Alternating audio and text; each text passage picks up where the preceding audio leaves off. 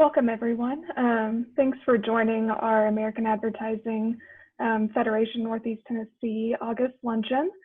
We have a few housekeeping items to take care of this morning before we get into our presentation. Just a quick thank you to our AAF partners. Without them, we couldn't put on these programs. And now I'm going to pass it over to Teresa, who is going to do our annual board induction. Well, hello everyone, and for everyone who doesn't have their picture up right now, I encourage you to do that, especially if you're on the board, because I have something that I'm asking you to do. So I'm going to do a very quick board induction. It's a very reduced version so that we can get into our meeting for today. Hello, I'm Teresa Treadway. I'm Vice President of Creative Energy and past former governor of the American Advertising Federation, District 7. And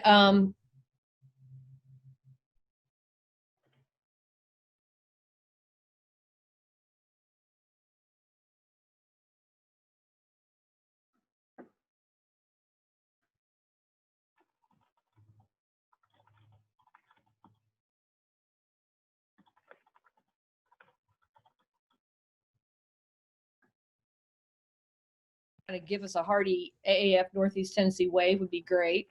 Even though some of you, we see your little faces, but we don't see your name because we see your pretty face. So board member at large, Christian Smith of Christian Smith Design Company. We have diversity chair, Katie Westbrooks of the High Road Agency. Fundraising chair, Kristen Wilhoit from Creative Energy. Communications chair, State Energy.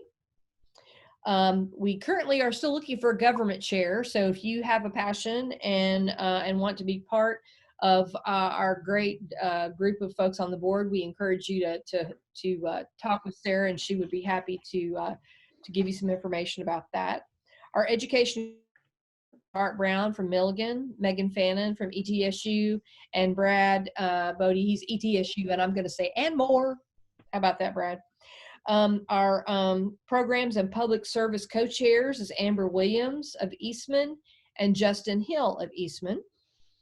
Membership chair and past president is Shelley Passley of Eastman. Our American Advertising Awards is Shelley Henry from Eastman. I think she's also looking for some additional help as we're getting into the American Advertising Awards, so I'm sure she would be really happy to hear from you. It takes an army, and who knows under the current conditions. So first of all, for all those that I called your name, I'm going to, you'll need to take yourself off mute, first of all, but I'm going to give this little spiel here. By the service and dedication you have shown, you have proven sincere and genuine interest in helping to further promote and lead the professionals of the advertising industry. Together, you share the goals and accomplishments of AAF Northeast Tennessee and will continue to work to ensure the future of the field of advertising and its professional organizations. If you accept these duties and responsibilities as being part of the board of directors, please respond by saying, I will. I will. I will. Thank you. And now we will move to our officers. Also, I would ask you all to provide a very enthusiastic wave as your name is called. Secretary is Kat Bundy from Cumberland Marketing. Treasurer Jenny Contost of Hill House Creative. And Vice President is Mira Bridges of Creative Energy.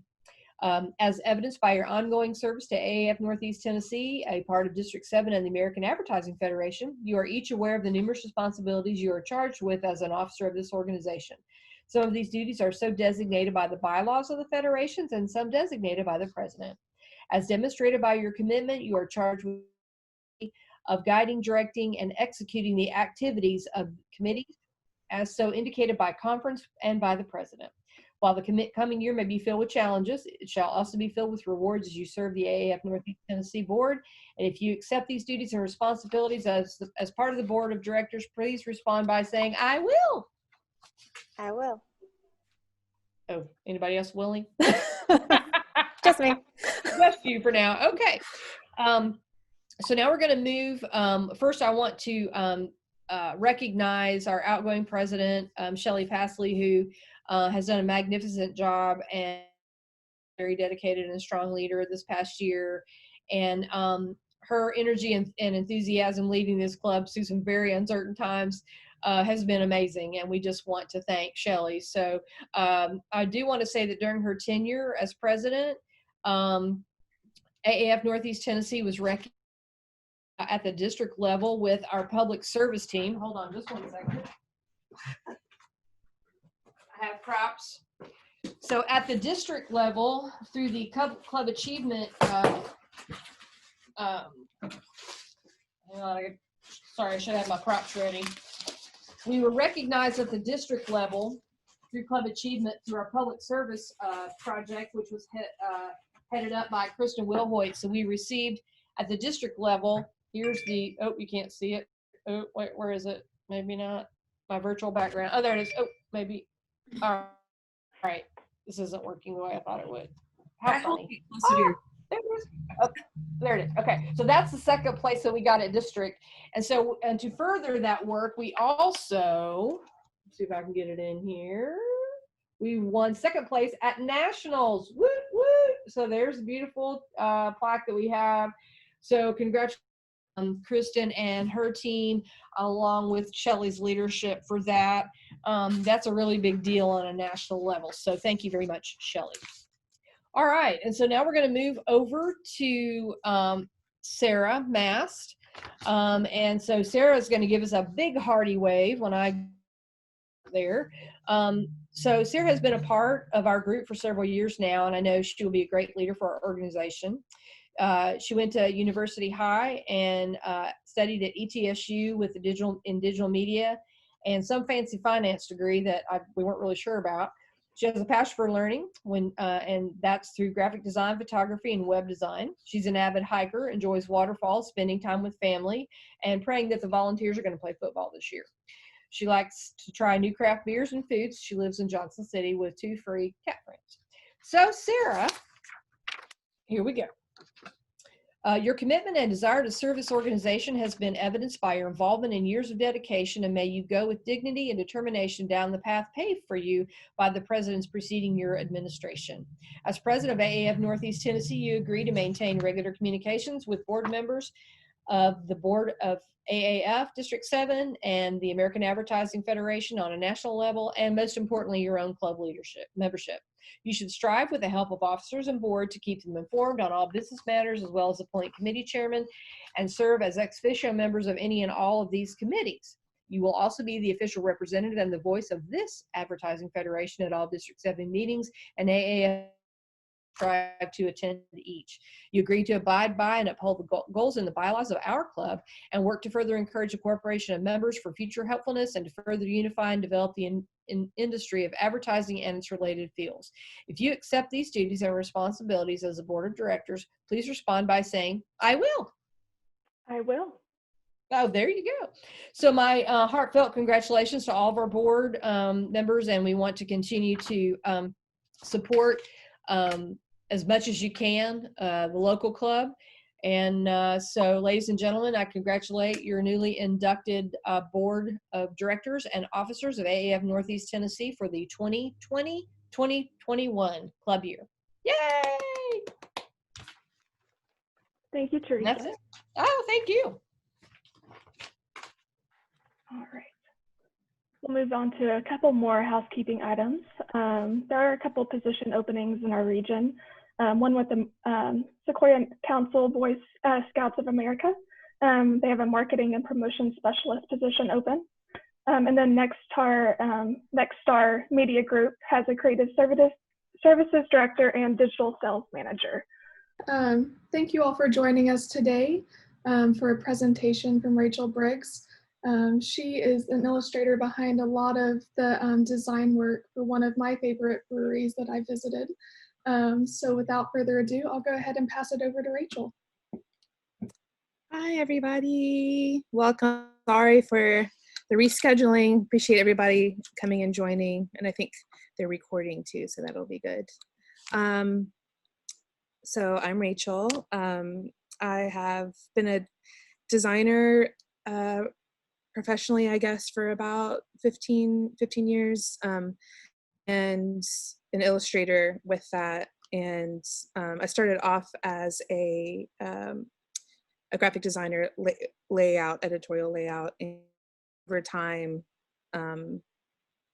slowly incorporated illustration. And since then, have worked with a variety of clients and companies and brands and things like that, kind of incorporating illustration design, which is my happy place. So I'll just go ahead and share with you just the journey of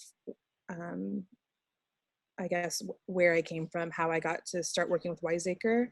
And so I'll show you some examples, and then we'll just kind of dive into Wiseacre and how I work with them as a client, and how the brand has developed through the illustrations that we've come up with together. So I think we're going to do that, and then we might do a little breakout session and Q&A at the end if anybody has any questions, as relaxed as possible. Zoom is a strange thing. So I'm going to go ahead and share my screen, and we'll get going. So let's see here. All right. So I started off after college. I worked at American Songwriter magazine. I originally started working there because I was really interested in independent publishing, and just the nature of that world. And I live in Nashville, and so this publication still is. And I worked there for a few years just as a designer, working with the art director, and eventually worked into art direction of that magazine. And I was there for 7 years. But while I was there, you know, I kind of worked my chops as a layout designer, but then started to be able to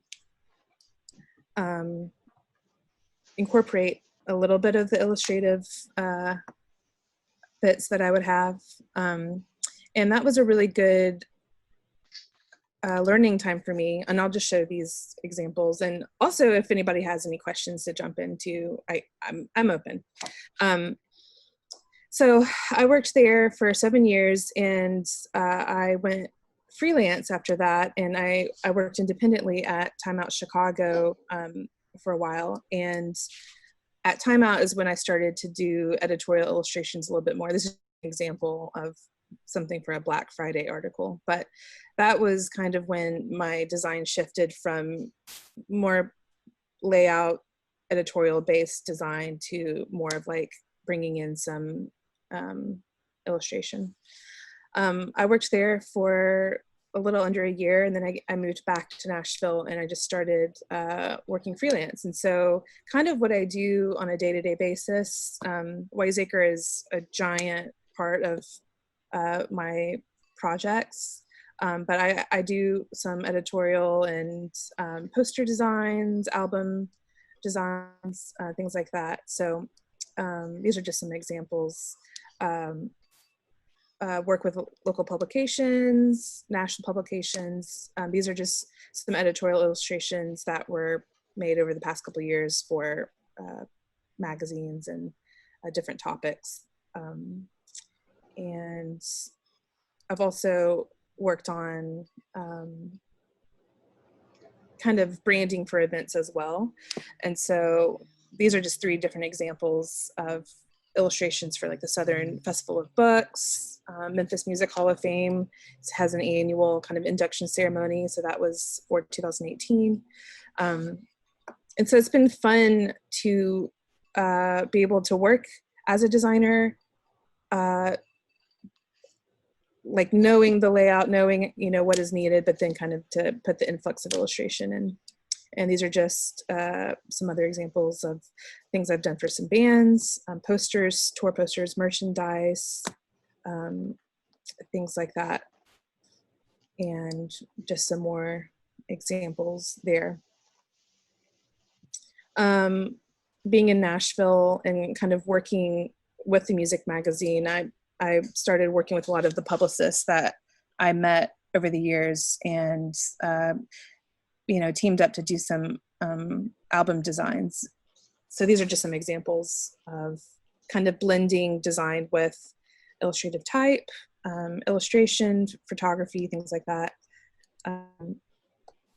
these are three of my favorite of the projects for album arts. And it's been interesting, like working with clients when for each of these, there's always, you know, kind of a guiding force, like, you know, Drew Holcomb, for instance, you know, he wanted kind of this old school map with hidden symbols and things like that. So these are all reflections of 3 or 4 rounds of revisions of art. With Chuck Berry, this was his last album art. They just wanted iconic black and white. They wanted a blend of different photographs, different references, the stance that he always, you know, would play with. So that was kind of fun because this was almost like a created image, but, you know, trying to get the essence of him and like classic Chuck Berry. And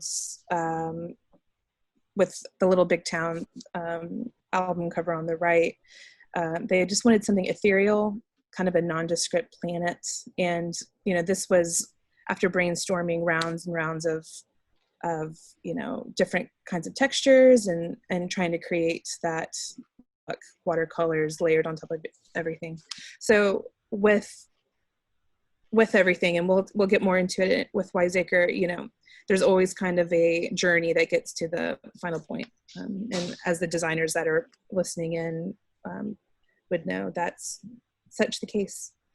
I've also worked on other different projects, kind of like set design for music videos, and worked with Third Man Records in town, and they also have a publishing wing. So I've worked on some of their designs of their books, illustrations for some of those publications, and going into like tour design as well. And this is also another thing that I like to share is like illustration it's not just a spot illustration.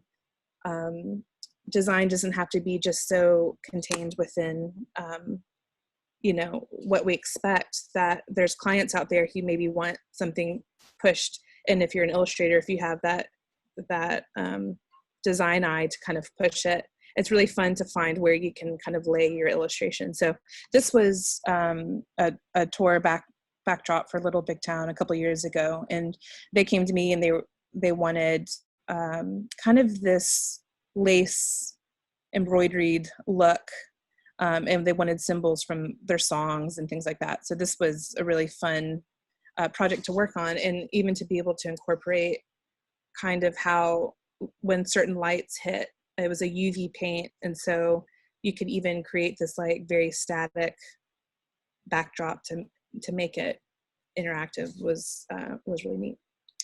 And lastly, just kind of before we dive into Wiseacre, working with animation has been a new thing for me, and that is, you know, again, working with like scenic backdrops and music videos for bands, and that's been quite of a fun process. So it's been kind of a journey from design to mainly more illustration, but they blend so well together too. And again, here's the cover of the album, but then being able to transform that into a space, and like working that illustration has been a fun project. And lastly, just working in the publishing world, working in kind of with podcasts too. And this is the one on the right is Fairy. It's a podcast and this one, I wish I had like I could show you kind of the many rounds that we went through. We worked on so many different covers, but to try to really bring the essence of the podcast, it's like a fictional play in a way. And this was final form, and it was a fun journey. And the project on the left is kind of mailing cards and promo pieces for a book on Penguin publishing, a YA book. That's really good. Anyway, so just fun little things like that. I'll shift over to kind of how I started working with Wiseacre. I've known the two owners since we were in high school, and it was a thing where we stayed in touch after high school just as friends, and years passed, and Kellen, one of the brothers, was like, we're interested in starting this brewery. His brother David had gone off to Germany and studied beer for many years, brewing beer, and so they wanted to come back to Memphis, and community kind of put a foot, kind of a foundational place back at home where we grew up. And so we started Wiseacre. Well, they started Wiseacre and they brought me in at the very beginning. And so initially we drew kind of drafts of what we wanted for art for the beer. And so on the left, you can kind of see the early pencil drawing of Tiny Bomb. It's kind of out of my wheelhouse. I didn't really know how to like prepare art for metal cans and printing. It was just a whole new printing process, a whole new design process. It's been really fun to kind of go through that with them. But the pictures I have here are just some of the cans that were kind of at the very beginning. Tiny Bomb was our first can that we printed. And so the picture on the right is when we went to the printing press in Georgia and, got to see the first can. It's kind of neat. And to see the whole process. Let's see here. And over the years, Wiseacre's been around 6 going on 7 years, and we've done so many different cans. It's just kind of an assortment of the ones that we've worked on. And every can has had a specific story or some kind of, purposeful reason behind the design. And how Wiseacre usually comes to me is with, okay, we have a Pilsner, we have a lager. This is the name of it. This is kind of what we goofy minds, and they kind of leave me to go run and come up with the visual story of it. And it's definitely a team effort because there's many of them where, I'm like, is this what you were thinking? Is this what? And usually the case, they're very open to. So I'll show you a few of my favorite ones. This was a bottle label. And they came to me and said, single source of truth, like a old fortune teller. So this was one that was really fun to make. And even with the components of, when we were advertising it, I had some animation, and the wheel was spinning. I mean, the magic globe had stuff spinning in it. So that was really fun. Here's a few others that you might recognize if you are familiar with Wiseacre. Tarrasque, which is the one on the top left, is one of my favorites that we had worked on maybe 5 years ago. It's kind of been retired. It hasn't been on the shelves in a while. But this one was really funny. Tarrasque is the name of a mythological French creature in French myth. And the myth is that there's this water, like bear, cat, turtle, dragon creature that lives in a river close to a village and eats people. And a nun comes and sings to it to hypnotize it to catch it. And so when they told me this, and they're like, we want this on the can, I was like, well, how am I going to do that? So that was where I wound up. And it's kind of a fun take on it, journey anyway. And then Oktoberfest on the right, just wanted to base that off of old German folk art. Oktoberfest is kind of as a German beer. Regular is such a funny name for a beer because it doesn't really provoke much imagination when you just say the word regular.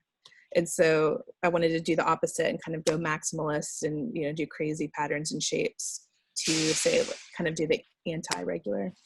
And then Got to Get Up to Get Down, that whole process and inspiration was just like steamed, the steam of coffee, because that's our coffee milk stout.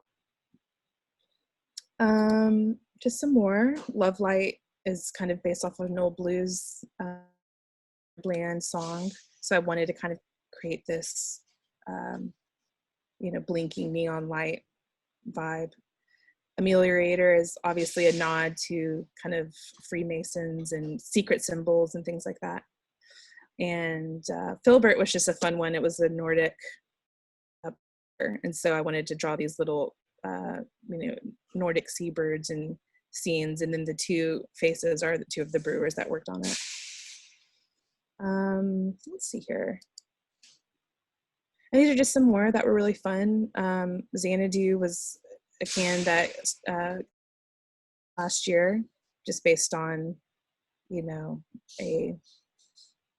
almost like a fairy tale science fiction place. Xanadu, is obviously the term of a far off land.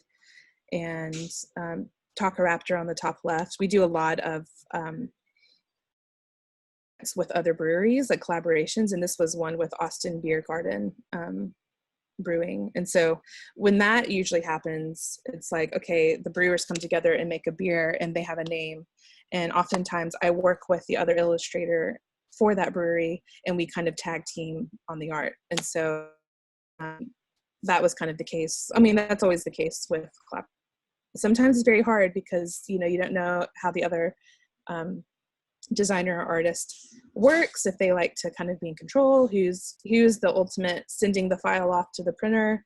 So, but I always enjoy when that happens.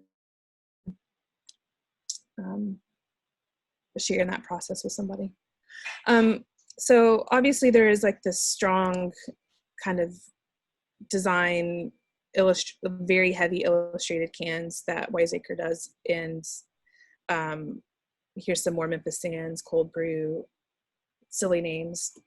And so this past year we started working on a new brewery that building in downtown Memphis. And so we wanted to, it was kind of being built from the ground up, and we wanted to be able to convey this like fun, playful world that we've created with Wiseacre.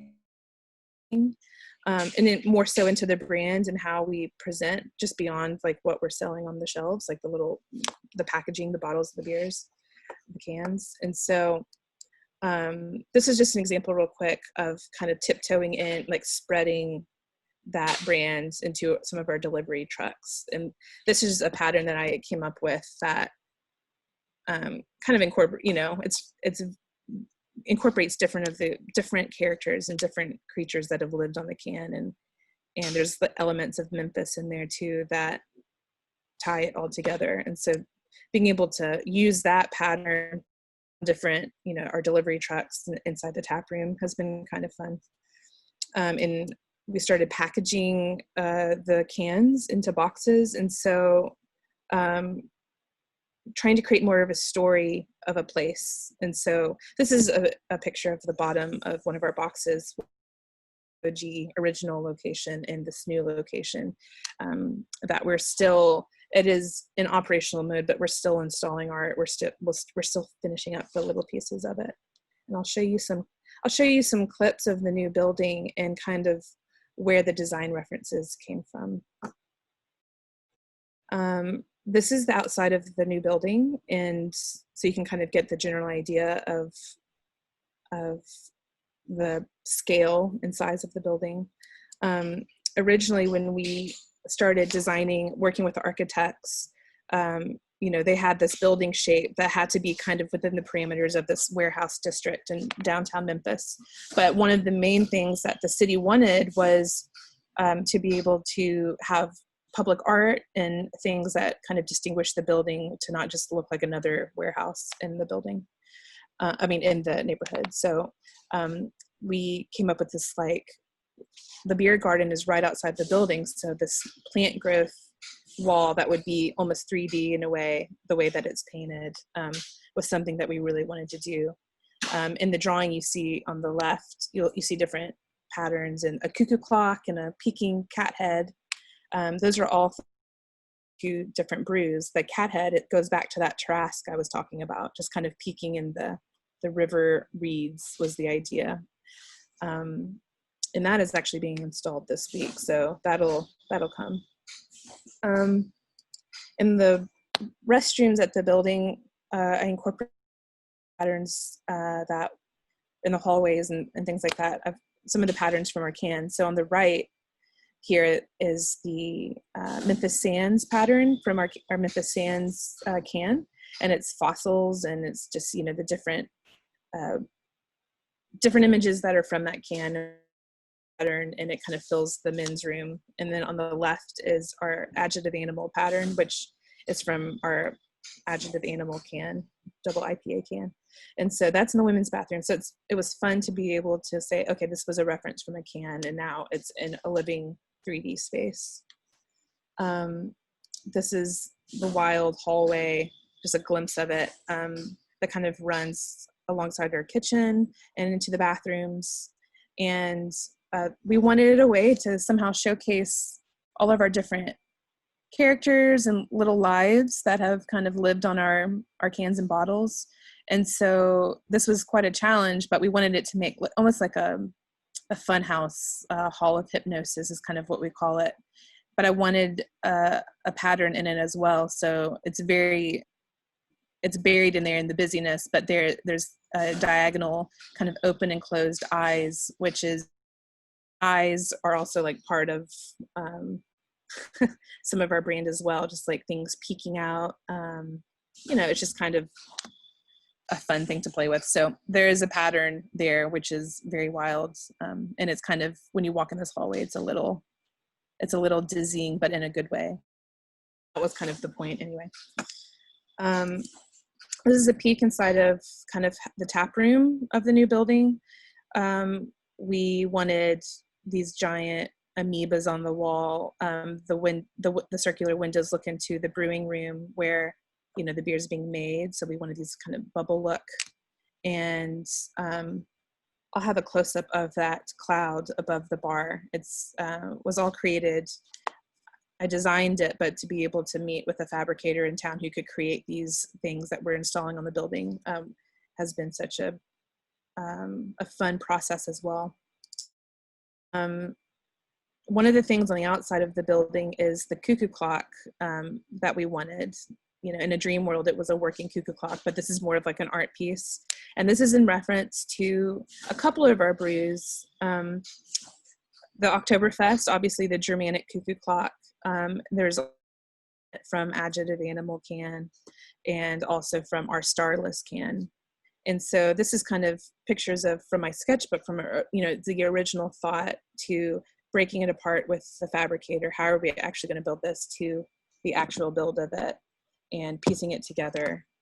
And this is kind of as they were still building it.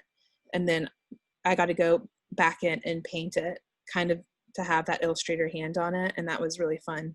And so these are just some of the process of that. Moving on, so above the bar, we really wanted to do this kind of statement piece that has whimsical, and so we always joke about like the old cartoons from the 80s, like Heathcliff, or like Looney Tunes, when there's a fight, or like a little rough and tumble between some of the characters, like where it has like the lightning bolts and like little stars coming out. We wanted something like that could be dynamic above the bar. And so this is just a peek of that process and how we created it and how it was finally lit. And once the tap room is open and you're in Memphis and COVID is over and we can all enjoy a beer, you can come see this moving lights kind of zooming in and out. It's a really fun piece in the tap room. And just to kind of show you the exterior of the building, other patterns, wraparound walls that are based off of cans again. And so here's the regular pattern, but toned down to the colors of the exterior. And then at night, the way that we have them hung under our ledge and how they're lit at night. And it just creates this whole world. It's really neat to see it come to life like that.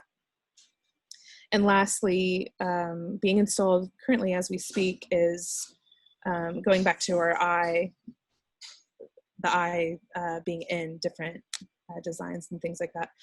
We're installing a giant neon sign that faces towards downtown Memphis and kind of is like a little eye in the sky beckoning people to come to the building. And so the eye will be roving kind of back and forth and being able to play with lights and create this old school neon sign vibe is exciting. And so this is just some of the progress shots of matching the paints and, creating that sign. And if you visit Wiseacre on Instagram or, find me on Instagram, you can see some of these things come to life. So that's kind of what I have for you. And let's see here. I'm gonna come back to see my face. Curious, for any questions, but I think first, if we're ready, is everyone ready to try the Sarah, to try the breakout room? Is that good? Wait, I think you might be mute. Yep, sorry, I was muted. Yes, Yeah, that's ready for that. Okay, cool. So I think we're going to try some breakout rooms. And there was a question that we thought would be kind of fun. Just talking about like being a creative or like having this strategic mind that when you are approached by a client, like maybe in these breakout rooms, discuss a project that you've worked on and where you had to kind of implement a design strategy and like were the client's thoughts and needs considered when working on the design to ensure that you're reaching that target, and what did you do for that? I think it would be kind of fun to talk about. So we want to try it. I have us all broken out into 3 breakout rooms, and we'll have about 4 minutes to discuss, and then we'll all come back here. Cool. Okay, I think that everyone's back in here. Okay, cool. Yeah. I know I talked really fast kind of through things and shared a lot, but if anybody had any questions anywhere along the line as a designer, illustrator, or you're working at an agency or whatever, I can see if I can answer any questions. I don't know. Well, I'll just say more of a comment of how cool this is. I mean, to see it and to just see how you like even designed it on the space and on the walls, and I think that's super cool. So I'm sure for you too, it was very neat to be a part of the entire process. One of the things that I like to do as kind of over an account, I would say, is to be involved in things from the very start all the way to the end. So I think that's very cool. I think it's cool how you just incorporated their brand throughout everything. I just think it's great. So a great job. Thanks. Yeah, it's interesting because I guess working at the magazine and working on my own, I haven't really worked at an agency where I feel like it would be helpful to have like a project manager and have kind of that check and balance. And so there's like lots of things that, my mind, just as I am, like I wanted to make sure that we had that blend. So thank you. That's really nice. But how wonderful it would have been to have, a project manager or like any kind of team, I think would have made it even better. So there's benefits to both, but I thank you. I don't know if anybody has any other. I was curious about your process, like when you get started. You showed a few sketches in your sketchbook, but like a lot of tools have started to move to digital. So like Sure. it has like a ton of awesome drawing apps. Do you still prefer the traditional way of starting, or do you dabble in the digital? Yeah, good question. So, pre-iPad, which I wish the iPad had existed a long time ago, but I always kind of start off just sketch, like I have a personal sketchbook, and then I just have a work sketchbook where I can just like, if it's just a doodle to try to draw out the shape of a label and figure out what's going to happen here, almost like a little type draft. And then I usually scan that in and then use that as a base to then draw over an iPad. Before that, I had Wacom tablet, so Oh yeah. and like looking at the screen or whatever. But with iPad, what I personally do, I've used Procreate, but I feel very limited because I haven't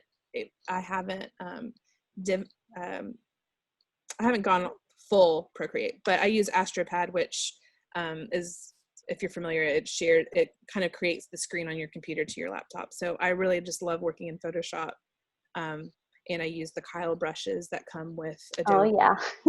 Download, any kind of brush that I can find. And then I definitely draw over my drawing that I've used from my hand-drawn stuff.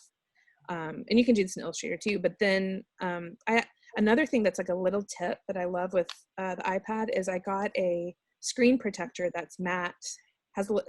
They make them, like one's called Paperlike, but I got a UV screen protector that has a little bit of a tooth to it, like a matte, and it feels like you're drawing on paper. So it feels even more natural than drawing. Like that was kind of the weird thing, was drawing on the slit glass.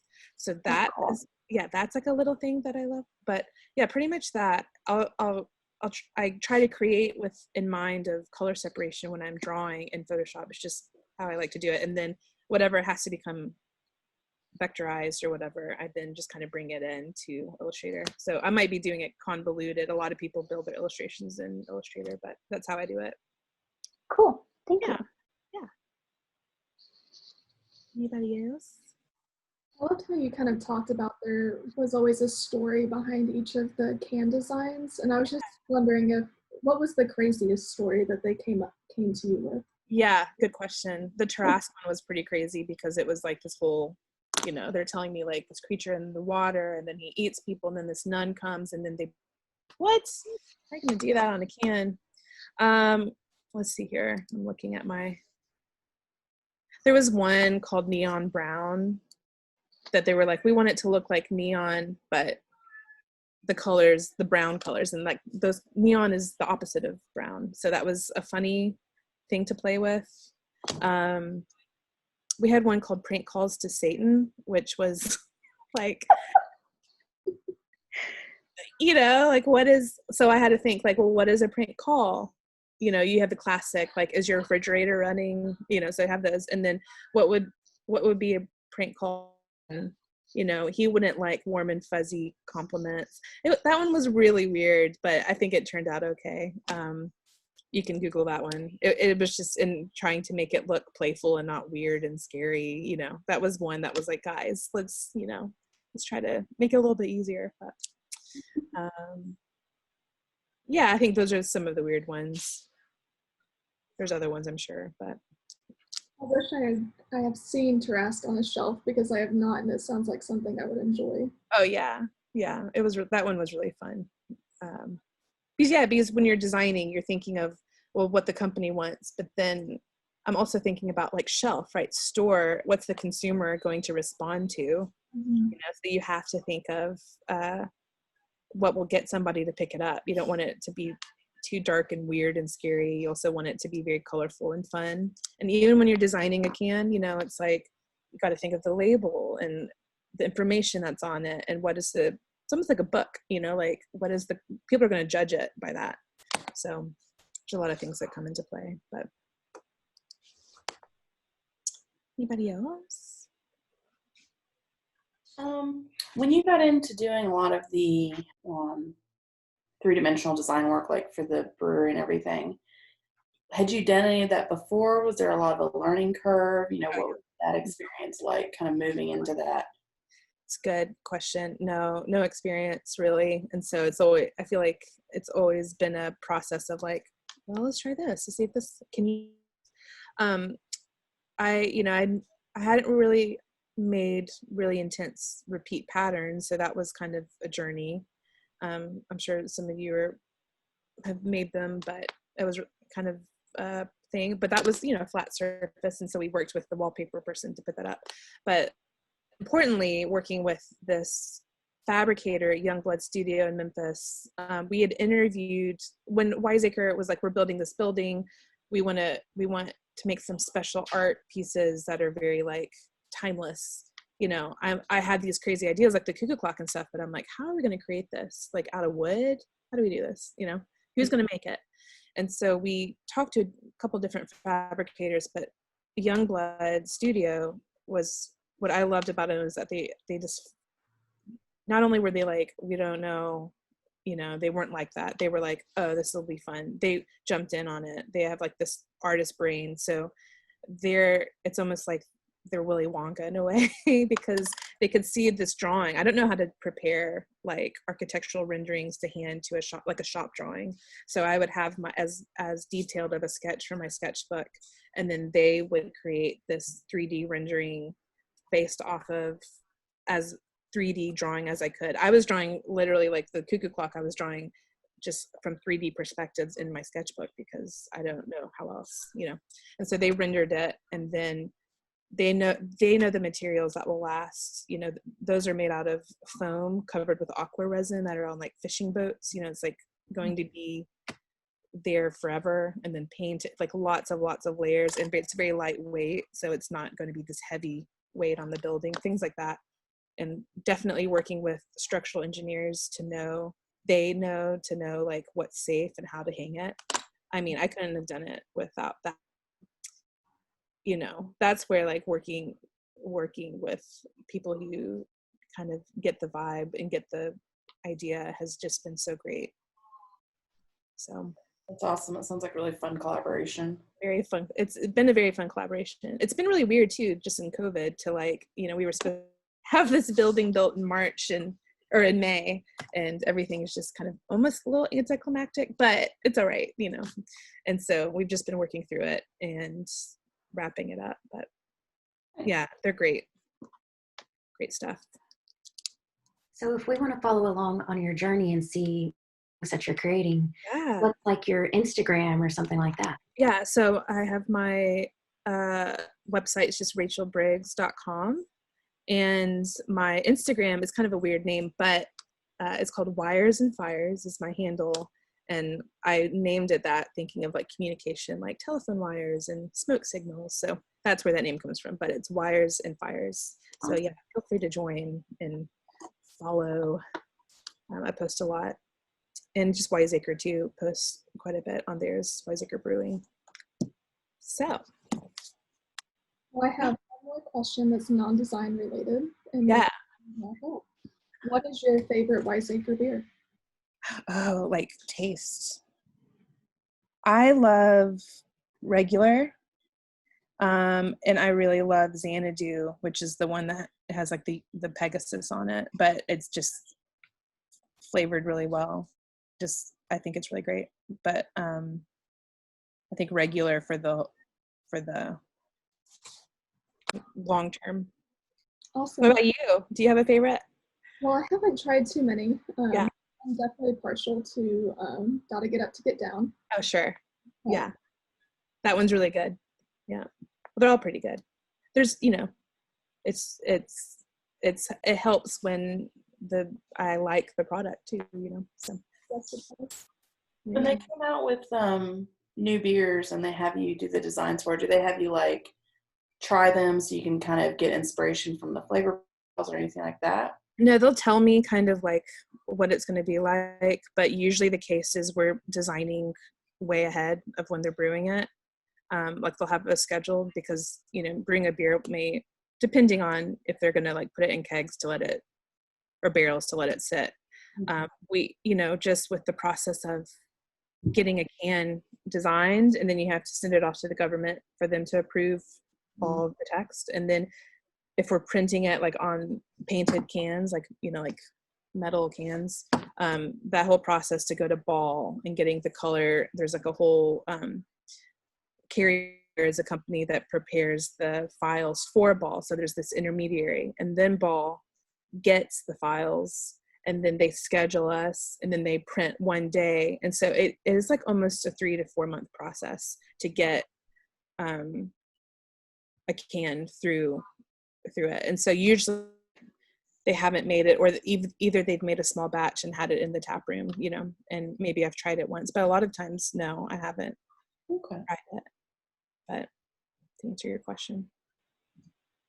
But yeah. Well, thank you so much for joining. Oh, sure. Thanks for having me. It's really fun to share. So thank you.